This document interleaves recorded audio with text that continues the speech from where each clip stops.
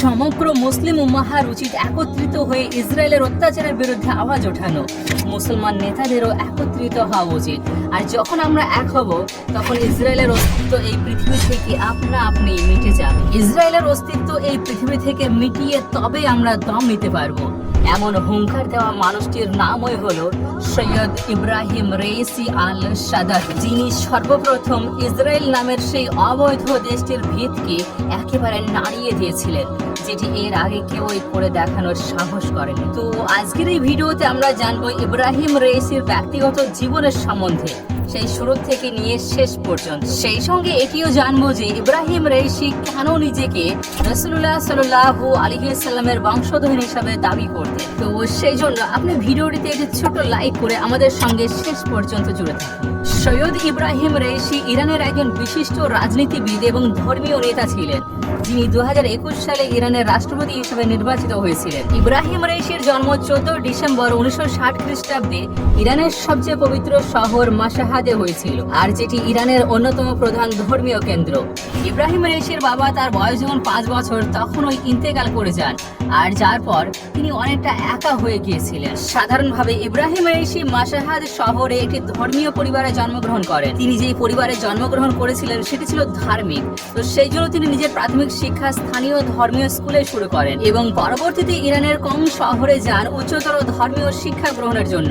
আর এরপর তিনি এখানে ইসলামী আইন এবং ধর্মতত্ত্বের উপর বিশেষ প্রশিক্ষণও লাভ করেন। ইব্রাহিম রেইসির বিচার বিভাগীয় কর্মজীবন শুরু হয়েছিল 1980 খ্রিস্টাব্দ থেকে, যখন তিনি মাত্র 20 বছরের ছিলেন। এই সময় তিনি করাজ শহরের প্রসিকিউটর হিসেবে নিযুক্ত হন, আর তারপর তিনি ইরানের বিভিন্ন উচ্চ পদস্থ বিচার বিভাগীয় পদেও কাজ করতে শুরু করেছিলেন, যেমন তেহরানের প্রধান প্রসিকিউটর। যখন তিনি এই পদে ছিলেন তখন কিন্তু আইনকে খুব শক্তভাবে প্রয়োগ করতে শুরু করেছিলেন। এরপর তিনি ইরানের বিচার বিভাগের প্রথম সহকারী প্রধান হন, আর তারপর ইরানের সাধারণ পরিদর্শন অফিসের প্রধান হয়েছিলেন। এর পরবর্তীতে তিনি ইরানের অ্যাটর্নি জেনারেলও হয়েছিলেন, আর এই পদে তিনি 2014 থেকে নিয়ে 2016 সাল পর্যন্ত দায়িত্ব পালন করেছিলেন। ইব্রাহিম রেইসির যদি ব্যক্তিগত এবং বৈবাহিক জীবনের সম্বন্ধে কথা বলে, তাহলে ইব্রাহিম রেইসির ব্যক্তিগত এবং বৈবাহিক জীবন অনেকটা সাদামাটা ছিল। তিনি জামিলা আলেম হুদা নামের এক নারীর সঙ্গে বৈবাহিক জীবনে আবদ্ধ হন, আর ইনি ছিলেন একজন বিশ্ববিদ্যালয়ের অধ্যাপিকা। জামিলা আলেম হুদা ছিলেন আহমদ আলম হুদার কন্যা, যিনি মাশহাদের শহরের জুম্মা মসজিদের ইমাম ছিলেন। ইব্রাহিম রেইসি এবং জামিলার পক্ষ থেকে দুজন কন্যার সন্তানও রয়েছে।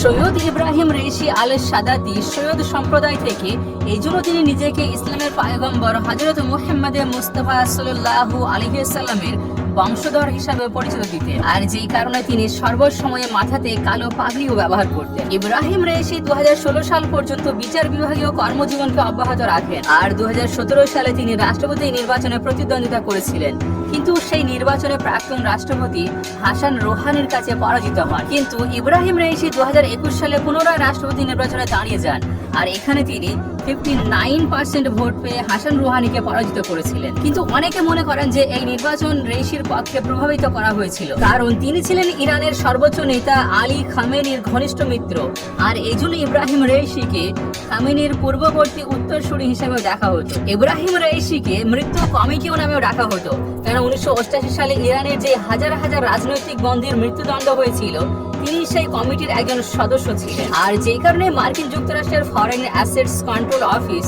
তার উপর প্রতিবন্ধ লাগিয়েছিল, আর আন্তর্জাতিক মানবাধিকার সংস্থা ও জাতিসংঘের বিশেষ প্রতিবেদকরাও তাকে মানবতার বিরুদ্ধে অপরাধের জন্য অভিযুক্ত করে। যাই হোক, ইব্রাহিম রেইসি যখন রাষ্ট্রপতি পদে নির্বাচিত হয়ে একজন পরিপূর্ণ রাষ্ট্রপতি হলেন, তখন যুক্তরাষ্ট্রের সঙ্গে যে পারমাণবিক চুক্তি ছিল সেটি বন্ধ হয়ে যায়। আর এই সময়ে 2022 সালের শেষের দিকে মাহাসা আমিনের মৃত্যুর পর ইরান দেশটিতে বড় ধরনের প্রতিবাদ হতে লাগে, কিন্তু কিছু সময়ের মধ্যে সেটিকে ইরান কন্ট্রোল করে ফেলে। এই অল্প সময়ের মধ্যে ইব্রাহিম রেইসি ইরানের সঙ্গে সঙ্গে পৃথিবীতে এই জন্যই বেশি জনপ্রিয় হয়ে গিয়েছিলেন, কেননা তিনি ইরানের উপর আমেরিকার প্রতিবন্ধ থাকা সত্ত্বেও দেশটিকে প্রচুর উন্নতশীল বানিয়ে ফেলেছিলেন। নিজের দেশের মধ্যে যুদ্ধাস্ত্র এবং ড্রোন বানিয়ে যখন সেগুলোকে বিদেশে এক্সপোর্ট করতে শুরু করলে, তখন ইউরোপ এবং আমেরিকার সহ সম্পূর্ণ পৃথিবী একেবারে অবাক হয়ে থেকে গেল। ইব্রাহিম রেইসির সময়ে ইরান ইউরেনিয়ামের সমৃদ্ধকরণও বানিয়েছিল, ছিল। রাশিয়া এবং ইউক্রেনের যুদ্ধতে আমেরিকার বিরুদ্ধে গিয়ে রাশিয়ার পক্ষ নেওয়াতে মুসলিম পৃথিবীতে তিনি আরো জনপ্রিয় হয়ে ওঠেন। এছাড়াও হামাস, হিজবুল্লাহ ও হুতি বাহিনীদেরকে অস্ত্র সাহায্যের মাধ্যমে ইসরায়েলের যে কোমর ভেঙে রেখে দিয়েছিলেন সেটি তো ছিলই, কিন্তু এর সঙ্গে সঙ্গে যখন তিনি ইরানের উপর মিসাইল এবং ড্রোন অ্যাটাক করলেন তখন তার ব্যক্তিত্ব আরো বৃহৎ এবং শক্তিশালী হতে লাগলো। এই সময় মুসলিম উম্মাহ তুর্কির প্রেসিডেন্ট রজব তৈয়ব এরদোয়ানকে ছেড়ে দিয়ে ইব্রাহিম রাইসির দিকে ঝুঁকে পড়তে লাগে, তাকেই বিশ্বাস করতে শুরু করে। কেননা এই সমস্ত সাহসের সিদ্ধান্তগুলি নেওয়ার পর এবার কিন্তু ধীরে ধীরে ইব্রাহিম রাইসির ভিতর থেকে একটি পারফেক্ট এবং সাহসী নেতার ছবি ভেসে আসতে লাগে, যেমনটি মুসলিম বিশ্ব চাইছিল। আর ঠিক এই সময় তিনি একটি ঝাঁঝালো বক্তব্য দিয়েছিলেন, যেখানে তিনি বলেন যে ইসরায়েলের অস্তিত্ব এই পৃথিবী থেকে একেবারের মতো মিটিয়ে দেব, আর তিনি তার প্ল্যানিং করে রেখেছিলেন। কিন্তু ঠিক এমন সময় 2024 সালের 19 মে রবিবারের দিন ইব্রাহিম রাইসি আজারবাইজান প্রদেশের জলপাই এলাকায় প্রেসিডেন্ট ইলহাম আলীর সাথে জলাধার প্রকল্প উদ্বোধন শেষে ফেরার পথে একটি হেলিকপ্টারের দুর্ঘটনার শিকার হয়ে যান। আর দুর্ভাগ্যবশত এই দুর্ঘটনাটিতে ইব্রাহিম রাইসির সঙ্গে সঙ্গে ইরানের ফরেন মিনিস্টার হোসেন আমির আবদুল্লাহিয়ানের সঙ্গে আরো 9 জন মানুষ নিহত হয়েছে। কিন্তু বিশেষজ্ঞরা জানিয়েছেন এই দুর্ঘটনার শত্রু দেশের পক্ষ থেকে করানো হয়েছে, আর শত্রু দেশ বলতে একমাত্র ইসরায়েল। ইব্রাহিম রাইসি এই সামান্য কিছু সময়ের মধ্যেই ইসরায়েলের চোখের ঘুমকে একেবারের মতো হারাম করে দিয়েছিলেন। এর সঙ্গে সঙ্গে একটি গোপন তথ্য উঠে আসছে যে ইব্রাহিম রাইসি এবং তার বিদেশ মন্ত্রী দুজনে মিলে ওমান দেশকে মধ্যস্থতায় রেখে আমেরিকার সঙ্গে একটি ডিল ফাইনাল করতে যাচ্ছিলেন। আর সেই ডিল হচ্ছিল এই কথার উপরে যে ইসরায়েলের যে গভর্নমেন্ট আছে, মানে নেতানিয়াহুর সরকার, তাকে সরিয়ে নতুন সরকার বানানো হবে, আর এর পরিবর্তে হামাস যুদ্ধ বন্ধ করে দেবে এবং ফিলিস্তিনিদেরকেও তাদের স্থান ফিরিয়ে দেওয়া হবে। হুতিরা আর আমেরিকার উপর আক্রমণ করবে না এবং ইরান যে কাঁচা তেল বিক্রি করতে পারতো না সেটিকে এবার থেকে তারা বিক্রি করতে পারবে। কিন্তু এর পরিবর্তে ইরান যে পারমাণবিক মিসাইল টেস্ট করতে যাচ্ছিল সেটিকে বন্ধ রাখতে হবে। এই ডিল কিন্তু আমেরিকা ইসরায়েলকে বাদ রেখে করছিল, আর এর যে লাভ হচ্ছিল সেটি কিন্তু মুসলিমদেরও বেশি হচ্ছিল।